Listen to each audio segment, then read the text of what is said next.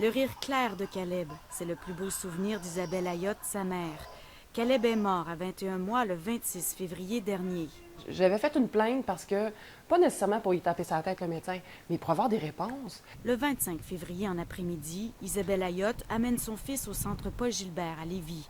Caleb fait 40 degrés de fièvre. Elle mentionne sa peur que ce soit une méningite au médecin. Puis vers 11h30, c'est là que les taches sont apparues, là. Isabelle Ayotte porte plainte. Elle croit qu'il y a eu négligence de la part du centre Paul Gilbert. Elle vient de recevoir les conclusions de la médecin examinatrice. Frustrée. Frustrée, mais pas en colère. Dans une lettre de 3 pages, la médecin explique que Caleb est décédé d'une méningococcémie et non d'une méningite, pour laquelle le diagnostic par le médecin du centre Paul Gilbert était impossible au moment de l'examen.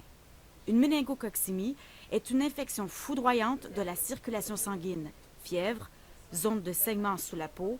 Caleb se battait contre une infection très grave. Il écarte totalement la méningite et le CHUL nous disent que méningite probable. C'est un petit peu mêlant. Le rapport médical du CHUC, où Caleb a été traité dans les dernières heures de sa vie, fait mention qu'il souffrait d'une méningococcémie avec méningite. Parce que mon fils, c'est ça, c'était mon seul fils, il avait 21 mois, on parle d'un petit bébé, là. Puis là, j'ai pas de réponse, je vais rester probablement toute ma vie avec pas de réponse. Le constat de la médecin examinatrice est sans équivoque. Le docteur au centre Paul Gilbert a agi en tout point selon les règles de l'art. Aucun reproche ne peut lui être adressé.